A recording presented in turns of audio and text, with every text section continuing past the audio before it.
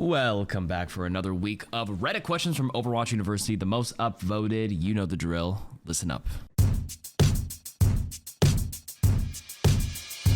Top question of the week was, is Rein as useless as he feels this season, or am I just lost? You're probably lost. No, I'm kidding. He's pretty bad right now. Like the title asks, is Rein as bad as he feels, or am I just stuck in an old season mindset? I've been a Rein main since Overwatch 1 came out, and while as the years have gone, I've drifted more towards healing and Brig. I still thoroughly love Rein, and before the season, he was my first or second most played character. This season, he's not even in my top 3 tanks played. I'll start a round, and I feel like This season, he's not even in my top 3 tanks played. I'll start a round, and I feel like unless my DPS are far, far better than theirs, I get outmatched by any other tank, or get my shield and health torn through like paper, even when playing with cover. I also know Rein hasn't been meta for a while, but is he really as bad as I think he is this season, or do I need to change something up? Let me know. Thanks. Okay, first of all, I would say, Ron, the perception of Rein varies in each rank, and the developers have a completely different idea than player perception. Number one, the developers are very keen on saying that Rein is okay, simply because his win rate shows probably close to 50%, even unmirrored in a lot of cases. So if the stats indicate he's doing all right, then he should be okay. That's their rationale. But as a Rein player yourself, and as all the Rein players that I hear, he's not great right now, so it's not just you. I mean, you would know it best. You've been playing it for so many years, and all the experienced top-level Rein players know it as well. It's true. All the new tanks in the game that have entered have been a nightmare to deal with. All these new things to account for. You're just a simple rectangle man. They got rid of the off tank for you, and you got to do everything by yourself. But if you think about it this way, all the new tanks have better buttons than Rein, right? His charge is his only gap closer, and his charge honestly is quite vulnerable. It does decent damage if you do collect somebody on the pin, but do you really consistently pin somebody unless they're already like sleeping? A lot of times you might vacuum them if you're lucky, or a lot of times you shoulder bump them. Now the thing with charge is, like, if you think about all the other people with the gap closers in the game, Mauga's overrun, his running thing, he's invulnerable, if I'm not mistaken. He can't be CC'd, and he has like 50% damage reduction. Orisa, if she wants to speed up and do a gap closer, she doesn't take any damage in the front while she does it. Orisa plays pretty well into Rein. I think Mauga plays pretty well into Rein, burns his shield down. Who is it? Queen, if she does want to gap close with the speed, she gets super quick, and she gets a lot of overhealth, and it benefits her team. Who else was new here? Doomfist, he's a CC machine, gets a lot of overhealth if he wants to gap close. Ramatra's a new tank in the game. He absolutely just punches through Rein and has the option to block if he doesn't want to chase down. So if you think about it this way, Rein's gap closer makes him very vulnerable. My suggestion is to always give Rein, when he charges, a little bit of damage reduction as well. Another option is that if he breaks his shield, he gets a little bit of a movement speed buff. He just feels like he's definitely fallen behind in terms of the state of the game, because the game is elevated with all these new abilities and things to deal with, Suzu and all these supports, life grip, pedal platform, and Rein's kit hasn't really changed at all in 8 years. So again, he's kind of fallen behind with his kit. It's a little too simple in my opinion. Like, nothing wrong with the simplicity, but it just doesn't match the current state of the game, and he needs a little bit of adjustment. So I agree with you there. Next question is, how did DPS players manage? So I played DPS for the first time, and I'm just overwhelmed. How do you know what to shoot? How do you even track in a game with no inertia? How do you hit Kiriko? How do you hit Kiriko? How do you deal with everyone looking at you when you press Q? DPS just feels like an overwhelming role, like you have to diff the other DPS. That's it. If you lock in DPS, the pressure is on, dude. Legit. Honestly, how do people manage this role? Do I really got to hit the aim trainer like that? Bracket, I played Tracer and Genji. I'm an old Brig and Lifeweaver player. Okay, first of all, you just said you played DPS for the first time and you picked Tracer and Genji. It is the complete opposite of Brig and Lifeweaver, who are honestly the most complete, very much more passive and different play styles, where you play in the backline. When you play Tracer and Genji, you have a completely different view of the battlefield. You take so many different angles and so many different things to account for. Match enemy DPS, figure out your target priority. So it's a lot to learn. I would honestly avoid those heroes and play something very simple to start off. You said you don't even know how to aim, so we can start there, right? There's a lot of things to work on: your movement, target tracking, target priority, who to mark, like I said. So let's start with step one. You said you feel like you can't aim. Let's work on that. Pick up Soldier 76, pick up Bastion, go to the practice range, and go to the custom workshop modes.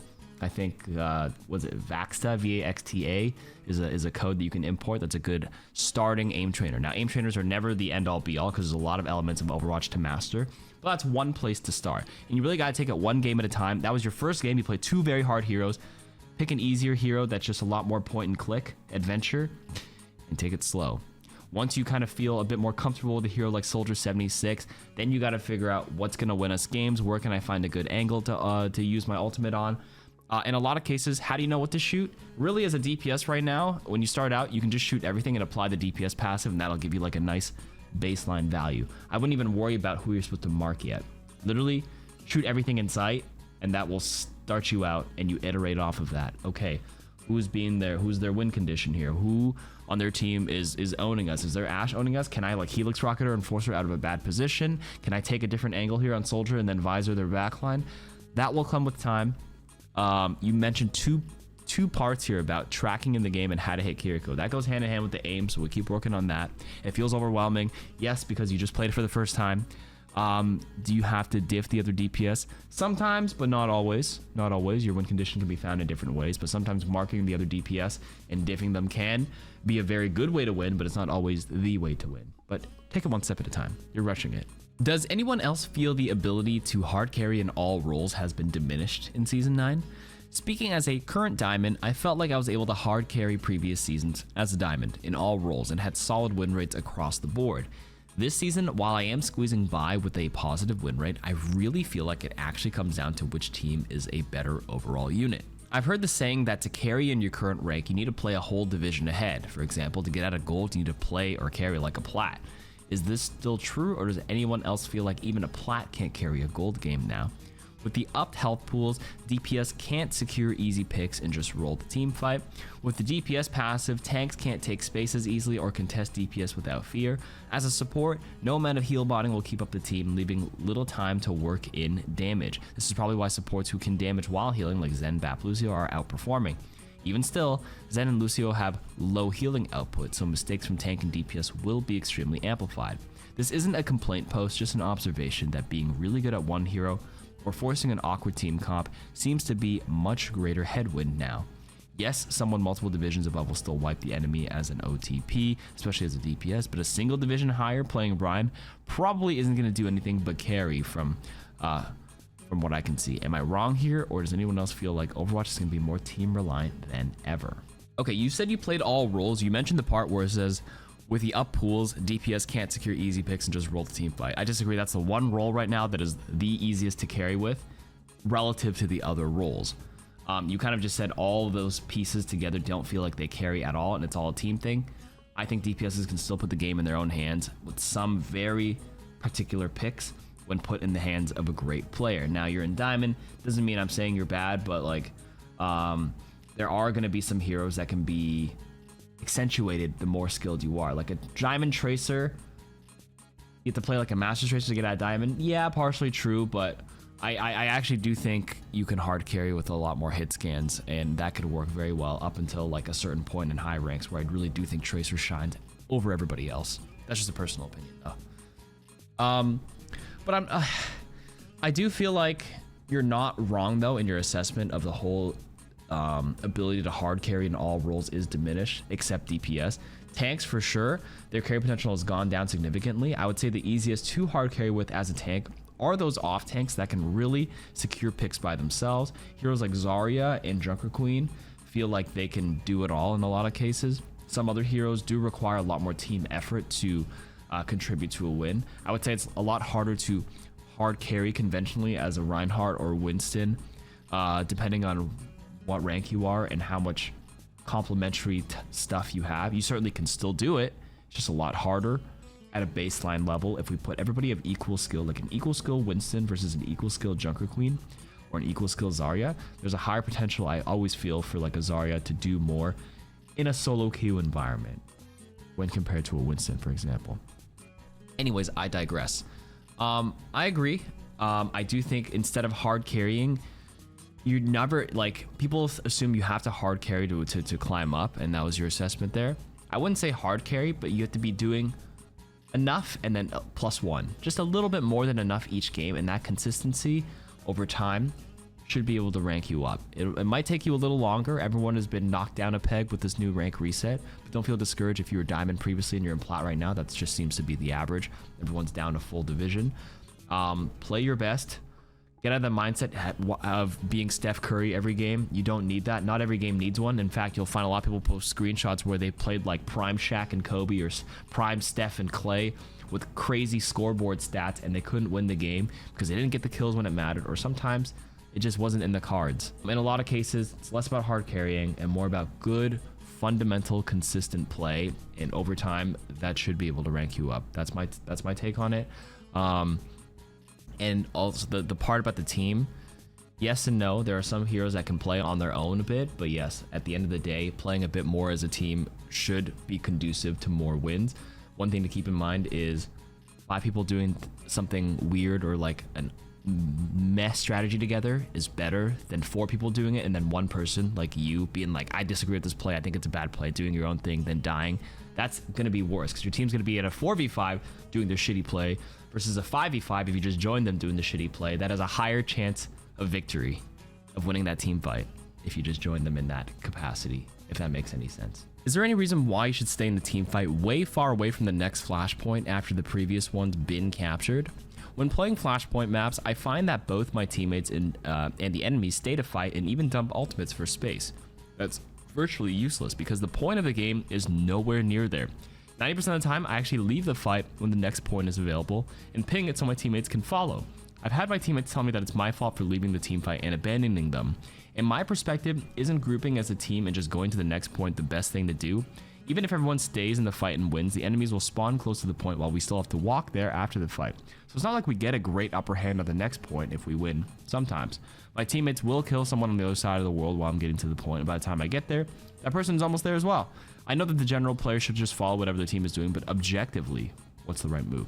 Objectively, especially if you have Lucio, it is the better, like if the flashpoint just finished capture and the new one's active and you're still fighting, it is objectively, you either just make the decision right there that you're losing, you just wipe and respawn together as a team, don't use any more ultimates, or everyone's in voice chat in a perfect world. And then if you are already in the fight and you're like, you know, backs are against the wall, you just have to commit to it and just finish off the fight and then move together as a team to the next point. That's the objective answer. That's not always going to be the case because everyone's mismatched. You're playing solo queue, and you just mentioned that you leave. 90% of the time, you're that one person leaving while the rest of your team is still finishing off the fight. Even though the point is finished, objectively, you are sort of right in a sense that you if everyone is on the same page as you all would have left together in a perfect world. But the fact that you left alone, even if you ping and no one's listening, like you're still not with the team. So even if you were going to wipe, they were 4v5. This kind of goes to the previous answer, where if you just, even if they're wrong for continuing the team fight, if you stayed there, you still would have had like an average higher % chance to win the fight or die together and group up better. Like grouping up in your average solo queue game does wonders and is like probably one of the biggest pain points of solo queuing is that one person who's just doing their own thing and dying on their own or just not with the team, and then that person gets flamed. Even if they are objectively right, like you are, that's a big pain point. And I do think it's probably better for you to just play with the team and die as a team. Live and die by the team.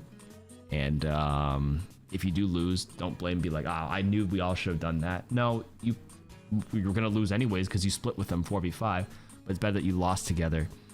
So no one feels like they have to flame you for running off.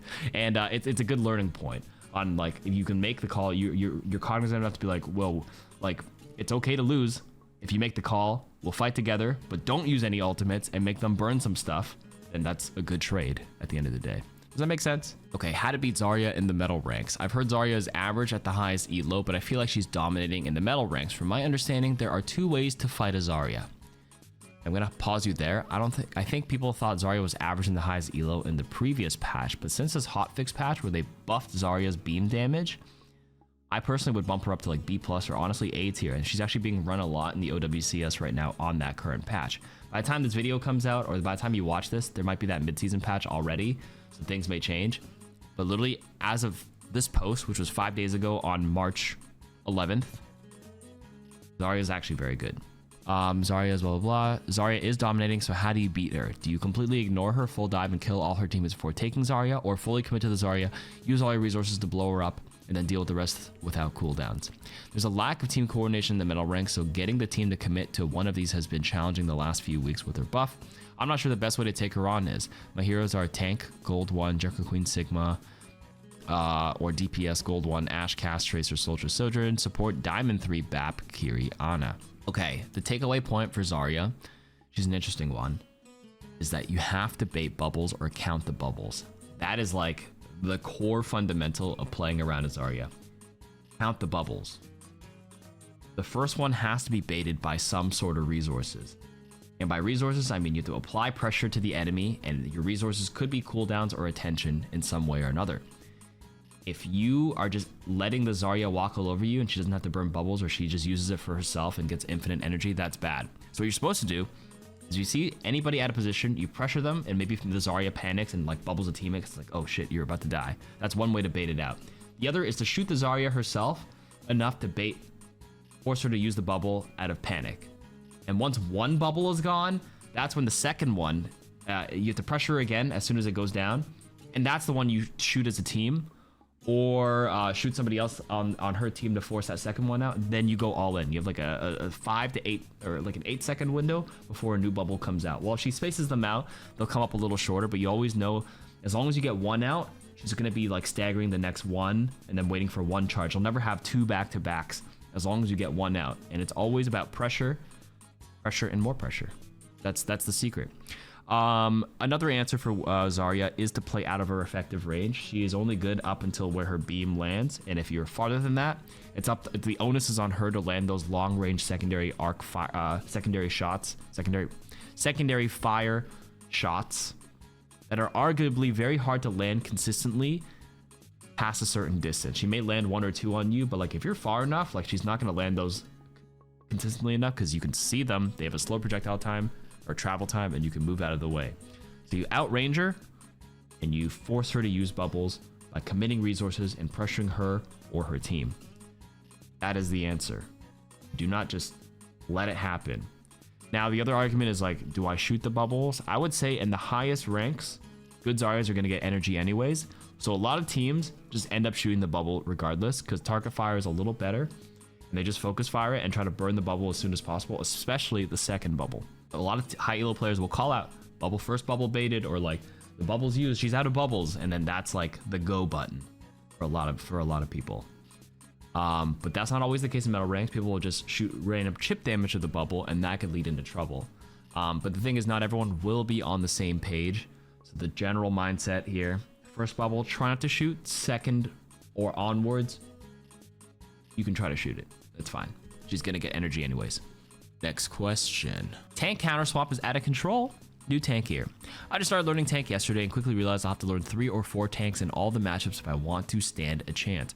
In quick player comp, if I kill the other tank 1 or 2 times, they'll just counterswap me immediately, and it's even worse in comp. Wow, there's bolds here. Now, I haven't played Overwatch long, but has it always been like this? It seems like it's out of hand. I just want to get some consistent practice, but it seems like it isn't a possibility in quick play at all. Even if I lose one team fight on the mirror, they will insta-swap 80% of the time. It just feels incredibly bad to play. I start Junker, they swap Orisa. I swap Orisa, they swap Mauga. I swap Mauga, they swap Zarya. No one respects the mirror. Thanks for all the advice, blah, blah, blah. I'm currently silver 1, placed silver 3. Okay, first of all, the idea of counter swapping is severely misunderstood by a lot of players. I can see it here. You said, you know, I swap Orisa, they swap Mauga, but I would argue Orisa has a better matchup than Mauga. So I say it's misunderstood because your perception of a counter swap isn't even necessarily true. And if it's just a tank counter swap, there are so many ways to play around it. And honestly, the best advice, especially in silver, if you want to learn the hero, don't swap, especially in quick play. You say you play a lot of quick play as well, just don't swap. It's fine.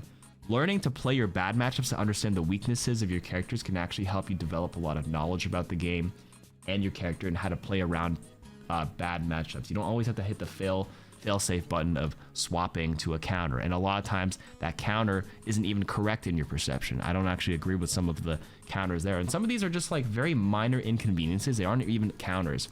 Counters are rougher to deal with when all 5 enemy heroes are picking something that are pretty strong against you and counter you. But if it's just a tank, a lot of times you can work around that. And a lot of times the enemy team doesn't have a full comp built around to screw you over. It's just the enemy tank swapping. So change your mindset, change your playstyle, and play around that. If they swap Orisa and you're playing, I don't know, Junker Queen, that can be an annoying matchup, but you have to kind of play around her spins. Maybe don't brawl the Orisa up close because it's not worth it, because she can, if you start carnage-acting her and she times it well, she can spin and deny your carnage. That's not good. So you don't try not to carnage her. Try to like poke a little bit and try to knife somebody else in the backline and all in past her if she blows some bad cooldowns. Apply pressure, and when you apply pressure as a tank, enemies in the enemy tank will start blowing their cooldowns too, and that's where you can find openings. So don't worry so much about counter swapping. They're not even like correct in a lot of cases, and it's not enough to sway the state of the game. It can feel bad. I can agree with that. The perception of the play is something that I will not be able to understand for you, but I'm just speaking from an objective sense. Don't bother swapping. I will say the heroes that are least resistant to swaps are probably Sigma, which is why he's very stable. There are some like rougher matchups like Doom or like Brawl that has the enemy speed that can like get up and like brawl you and bully you out of your space if you're not holding that poke distance well enough with enough complementary resources. That honestly requires the enemy to not only counter swap one pick, but also have enough to like complement it to screw you over. So unless all the Exodia pieces are in place and it's just a tank, again, don't bother swapping. Is there nothing you can do as Mauga against an Orisa?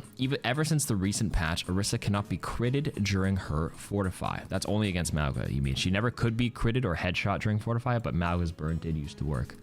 Meaning she outright removes Mauga's passive sustain. Moreover, she continues to prevent him from getting any sustain with Javelin Spin and Energy Javelin. You can't cage fight her because she'll just ult, or she can walk out with Fortify. Is there nothing you could do as Mauga against her other than counter swapping after your immediate death by her? No, this kind of goes back to the last one on counter swapping. If it's just one matchup, if you're playing Mauga and they just have an Orisa, but they don't have anything like a Discord Orb or an anti-nade, or like a Bastion or someone who can absolutely shred your face as Mauga, you don't have to swap. But you're right, Orisa does have a lot of tools in her kit that can make it very annoying for you as a Mauga to outright, stand there and try to blast through, right? So you have to play your cooldowns in conjunction with hers, or bait them out and not use it and use natural cover. It's your one out. And the only way to bait an Orisa to use Fortify or to use Spin is to shoot and pressure her with your team, catch her out of position, and then if you do, then she burns some abilities. Don't overcommit yet. Don't overcommit. A lot of people think that you have to stand there and just absolutely win it all out right in front of her with no natural cover as Mauga. No. You can actually use a bit of cover and poke from a distance. Use one gun at a time as Mauga. The left one, that's the one that sets on fire. If you use it by itself from a medium to longer distance, the spread is tighter, so you can set them on fire first. If you're firing both guns, like the spread is like this, and if you're playing from that distance, it's actually a lot longer to light them on fire. The moment you light an Orisa on fire with the left one from a distance, then you shoot them with only the right one by itself for the tighter spread, that might make her panic and start spinning or press Fortify early. If Fortify goes out early, that's when you go with your cardiac arrest or overdrive. Cardiac overdrive. And that's the one that gives you the lifesteal and the damage reduction, so you can just start and sustaining it, because like you said, she can't be critted while she fortifies. That is a big weakness in terms of your shtick as a Mauga, where you do self-heal if you crit them with the burns. But if you can't crit them for those 4.5 seconds of Orisa's Fortify, then don't press Cardiac Overdrive unless that ability has been baited out. And how do you bait it out? Again, poke from a distance, use natural cover. The spear and stuff is pretty small, like it's pretty short duration. The spin, a lot of times a good Orisa may try to close the gap with it, but if you pressure out early, a lot of it is staging as tank. A lot of kind of ducking in and out and trying to read the battlefield. Tank is a lot more of a finesse role these days, and reading the opponent, reading how the tank is playing. If you can poke her out, you'll notice a lot of Orisas use a spin to run away or run back into cover. Be honest, you should also play your counter matchup. If you're a Mauga main, play Orisa. Try to find a matchup against Mauga, or just play Orisa in general, and you'll find like how often do you just die when you're left out in the open, and you'll feel the weakness of Orisa, and then that's when you swap back to your main Mauga and then find ways to capitalize it. That's the best way to learn. Next, what are the DPS heroes that are not weak against full dive comp? I mostly main Soldier 76 and I'm learning Tracer in low plat, but this season I struggle versus a full Diva Monkey Tracer Genji comp. I've greatly improved my distance management, so I don't really die that often, but I lose so much uptime or pressure that I don't feel like it makes sense to play Soldier 76 into that. What are some good alternatives? Preferably hit scan, but not necessarily. The DPS heroes that are not weak against dive are heroes that are not primarily dive targets. Think about it this way. If you were to play Tracer or Genji in a full dive comp with Winston, who do you jump for? If it's a vulnerable support with no escape tool, it's like Ana or Brig. But if they're playing Lucio Moira, it's very hard to dive. Sometimes Moira to force it out, but if the enemy team is also running divey, fast mobile heroes, they're very hard targets to dive. So the best heroes that are not weak against full dive are actually dive heroes themselves. Like Genji and Tracer are very hard to dive because they're so slippery and they just run away. Like if you're a Tracer, are they really diving you? No, and usually just one person might be marking you, because if they dive you, you can triple blink away, and they burned a lot of gap closers. So that's one option. Number two, you played Soldier 76. It's playable into it, but you are technically, if I'm an enemy team and I see Soldier by himself on the high ground, he is a dive target. Yes, he sprints, but it's not fast enough to deal with a full resource committed dive.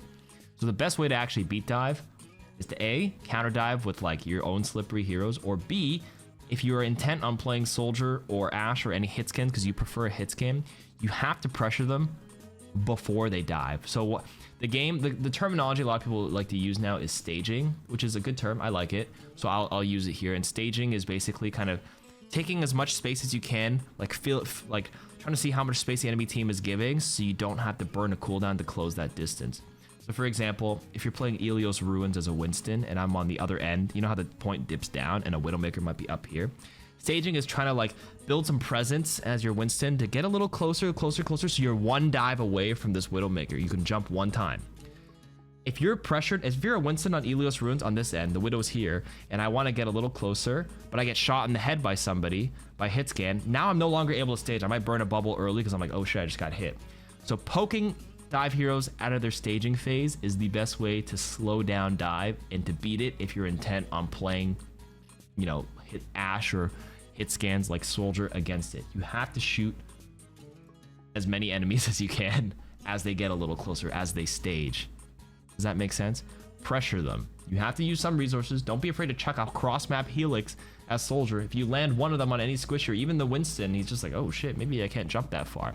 So that he's stuck having to two jumps. So he, instead of being able to walk up and stage for free, he has to blow cooldowns, or he's always going to be 2 leaps away from you, always out of range. So that's probably the best answer to beat dive here, besides playing dive yourself. This question says, I'm dying way too much in this patch. I mainly play DPS and dying is my number one option. Number one problem, excuse me. I didn't have this problem as bad in the past, but now I'm dying all the time. I feel like I'm spawning, walking forever, dying. I'll have twice as many deaths than anybody in my lobby. I've tried staying with the team. I've tried taking high ground. I tried taking off angles. I get pounced every time. Am I doing something wrong? I can't figure it out. No one else in my lobby has this problem. It's so odd because I have more health than ever, but I die faster than ever. Please, if anyone has some advice, please let me know. Okay, this patch punishes bad positioning. That's the biggest takeaway. Why? All the DPS heroes, almost every hero has a projectile size buff.